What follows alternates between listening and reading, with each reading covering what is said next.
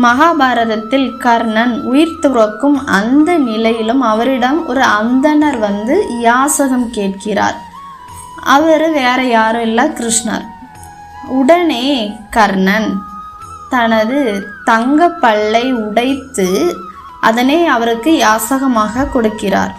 எச்சில் பட்ட தர்மத்தை நான் வாங்க மாட்டேன்னு சொல்லிட்டு அந்த அந்தணர் சொன்னே கர்ணன் தனது அம்பால் பூமியை பிளந்து கங்கையை வரவழைத்து அந்த பல்லினை தூய்மைப்படுத்தி கொடுக்கிறார். இறக்கும் தருவாயிலும் கர்ணனின் தர்மத்தை மெச்சி கிருஷ்ணர் தனது சுய வடிவத்தை அவருக்கு காண்பிக்கிறார்.